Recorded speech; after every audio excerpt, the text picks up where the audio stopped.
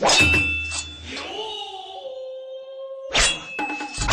is episode 53 of Gem Radio. We're here live from the dojo. Shout out to Frankie Mells, who's on the boards on this episode. And fresh off the release of his new album, Vincent Almighty. We have Vincent the Owl on the show, finally. That's the sound. Yo, him opening up a bid is like the epitome of like every time when a Lil Wayne's track starts and Drugs. like the fucking light flicker happens and shit. This man's legendary. You understand? Motherfucking legendary. Been doing this shit for a very long time, man. Shout out me. Yo, man. How's the reception been for Vincent Almighty, man? It's like a dope project, so I bet you a lot of people have been talking about it with you. Yes. Yeah, it's one of my first projects that I've worked with one producer, so there's one sound, there's one vibe, and Grim Dojo has a serious sound. He's very unique as far as just vibes, and he's just nice. And working with him is something I wanted to do ever since I heard his production like 2 weeks before I hit him for Blueberry Headband. Blueberry Headband was the first beat that I copped from him, and it was just going to be a single. And then I was like, I floated the idea to him. I said, listen, I want to lease at least 8 or 9 more beats, and I want to have a project with you. He gave me the blessing. Before I recorded anything, we did a show together in Bayonne, me and Grim Doja, and I was like, listen, I'm about to... It was live. Lot 13, that shit was lit. That was a big thing. So I performed the song. I got off stage, was like, that was fire, boom. And after that, I knew it was time to go to work. Word, man. So me and him just threw together an 8 or 9 track project. You know, it was his production. I leased the beats. I thought you were going to say you put together an 8. We did that too. All right. So, man. That's how that go together. Mm-hmm. Yeah, so you've been doing this for a long time, from Theo, Piece of Shit, Alcoholics, Hallelujah, R.I.P. Al, Alcohol number 1 and 6, No One Hates Me More Than Me. Oh, yeah. And now Vincent the Almighty. You have, over the course of 8 years, over 9 projects. Oh, yeah. Don't How forget you Vincenzo the gigolo. Because he was stripping at one point. He was known as Vincenzo. Only on asswatchers.com.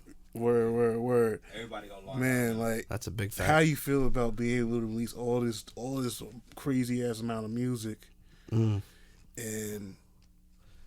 it's still just kicking at this point? Man, like I was telling you, I ever since I learned and I was certified in Pro Tools, I copped recording equipment because I knew I was going to record a lot of music. Music isn't something that I think of as I'm going to release it and it's going to be a smash. I'm going to blow up. When I was younger, I made music because nobody wanted to listen to me as a person, as a human being, no friends. So I literally started making music about how I felt and what I would say to people. And that's a big fact. And it still goes to this day. And it's kind of weird that people want to talk to me because I'm so transparent on my music. If I'm lying, I'm fucking flying. There's exaggerations and, and like things in the tracks where you'd be like, yeah, he doesn't have a gun or he doesn't drink lean or whatever. But it's like, what do you know? Like, that's everything that I talk about is something that's been in my life. And I want to put out projects. I don't hold tracks back. I'm sitting on a couple albums, but as far as putting out content, I have a catalog that I want to achieve. I want to achieve a certain amount of catalog before I die. And like, who knows when that's going to happen these days. So I can't be sitting on 10 tracks, 20 tracks and being like, I'm going to drop this when I'm hot. No. Like, I have a kid. I have people in my life that, Yeah, like, a lot of, like... Put some fire-ass last words, by the way, too. Yeah. Like, if you're going out, you're like, release my mixtape. That's going to happen. And that's your last word. There is something on Password, Standby, that only Poor Marty has. That's the link. It's right Rip there. Out Part 99, and Marty has the password. He'll deny it, He but throws that a stone. that's a fact. At the lowest point in my life, I recorded an album that I'm never going to put out. And he has the go if he chooses to put it out when I die. You got the game genie. Word. Please. So, A lot has changed. I know I interviewed you back when we had Indigo podcast, and this is when you used to go by Verbal Phantom, Oh, yeah. and you just changed it to Vincent. Yeah, 2014. A lot of things have changed. You was like you've mentioned, you became a dad. You got married at one point. Poppy, I think so. Daddy. Piss Mob changed my life. Went through a divorce. No. Yeah. No. No divorce. No. No. No. They don't do. They're Catholics. It's not They true. don't do divorce. No. What the fuck? Yo. They're Catholics. They don't believe in divorce. It's complicated, G. If this It's was till Facebook, death. it'd be complicated. Yeah, there's no divorce. Till Really? death, Not in my life. Wow. Yeah, unorthodox. If there's a No, 'cause relationship every status. time like I've seen you with your the mother of your child, y'all seem to be very cordial, and y'all raising your daughter amazing. We're very good co-parents, but I'm not out Amazing. here for the bitches. I'm not out here. I'm out here for a career. I'm out here to have fun and fuck these bitches. I don't care about them. Listen, when me and my Either boys way, are out, however you take it, No, however they fuck take them. it, I mean to say. yeah, nah, I don't believe in. I mean, I'm a product of divorced families and bullshit like that. And no, my child is number one. My child never sees us argue. We don't argue anymore. That's good. People can be great parents, but they can be shitty husband and wives. And me and her were meant to be husband and wife, and that's fine. I have music and I have my other vices that appear to be a priority in my life, and that the right woman doesn't want to stand second to that. I got lucky. I got the best. I linked up with a woman that was supposed to be a mother. She was born to be a mother. I was supposed to be an artist. I was artist before I met her. And I'm staying true to my shit, and I don't wake up any other. I don't lose sleep about it. Right. You know what it was. You already know. Yeah. You already. And you Met me also at the crossroad. You already. and you also made a record about your daughter titled Bean. Yo, It's an amazing record. thank you, Charlie Like- Bean, Like Queen how, Bean, Like drop it Father's Day. How Queen wa- Bean Part 3. oh my god. It was a part 2. Nope. I hold on to the So- other parts. so I don't wait put a out minute. all the parts. I know, like you have like the what's called Alcohol in the Womb Part 1 and 6. I'm like, what the fuck happened to 2, 3, 4, and That's 5? because I was trying to cap it off at 9 songs, and when I boiled it down from 60 songs to the one album, I still had an album left, and I had another album and another album. That's why I jumped to 6 Right. for me, cause I be at Target, bro. What the fuck that You mean? understand what I'm saying? Nah, I don't. What the hell does that mean when you're at Target? There's a Target around here. Except maybe. God bless you, Kano. Oh, maybe man. by what? Exchange place around there? Best There's Buy. a Target? Best Buy. This That's is the Target. Best Buy, but I thought that's the Staples. Then they got the champs. Newport, Target.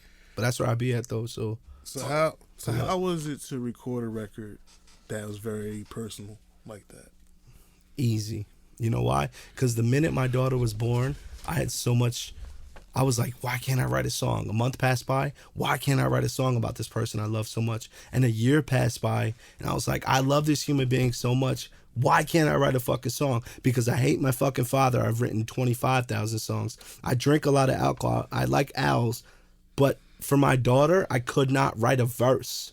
I've written bars, but Bean, I needed that one situation where it was static between me and my lady, and Bean was in the middle, and I needed her to know my story. Like, I done said shit that I don't really mean. I done did shit that I don't really mean. That's to Bean. Like, she's 3 years old now, but when she was 2, I think I released Bean or whatever, and I took a picture. Like, all my art is where I was at when I made that song, and I didn't even second guess putting it out. And me and my lady never even talked about that song, to be honest with you. Wow. Yeah, like, I wonder what she would say, but she's not jaded by that shit. She's a mom. She was never on some, like, Why would you release something like that? she knows who I am. Yeah. I don't hold my tongue. And for me to tell everybody how I feel and put it on all types of platforms and promote it, y'all gonna know.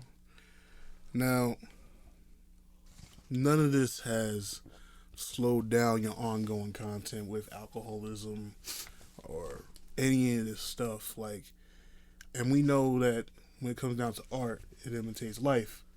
Maybe not, maybe not. But we've hung around with each other a couple of times. Yeah. Is there anything going on that you would like to divulge on and that you're dealing with? No, I think I've calmed down over the years, which is saying a lot because I think I used to be very crazy and I'm still crazy, but the fact that I've calmed down says a lot. I mean, I also have a regular job. All right, I'm not gonna lie. When I first met you, I thought you was gonna be like Tyler the Creator as a kid, but you ended up being the most nicest person I ever met. I was like, oh god, I was like, shit. Yeah, Killed my expectation. I think I'm very nice and I think I'm very courteous and I have great qualities, but I think when alcohol is in me, I don't care about anything. And I'm not to say like I'm violent. I'm not the one that's going to fight you when I'm drunk. I'm not going to play wrestle with you. But there's a thing that clicks in my head that's just like repercussions don't matter. Like right now, I don't feel like smashing anything, but I feel safe in this zone. But there's times where I get to the point where things don't matter, and I'm trying to calm that down because that's bad. It landed me in prison for like 6 hours. I got really fucked up one day, and I had a spray can and like 200 stickers on me, and I was tagging up Soho, and I was on my way to like tag up some really crazy shit, and I got pulled over, and I got locked up because of it, and they confiscated all my shit, and so I calmed down since then. That was like 2 years ago. Wow. You just need City? No, Soho, Soho. Lower New York. Yeah, they locked me up in Manhattan. Shit. It was the worst. Community service, had to go to court. Stupid shit. Now on to some happier things, I hope. Yeah. If there was a label that I think you would have been a great fit for, it's Fool's Gold Records. Mm-hmm. With all that, at the time, I was fucking with it. It was Danny Brown, it was Mayhem Lorenz.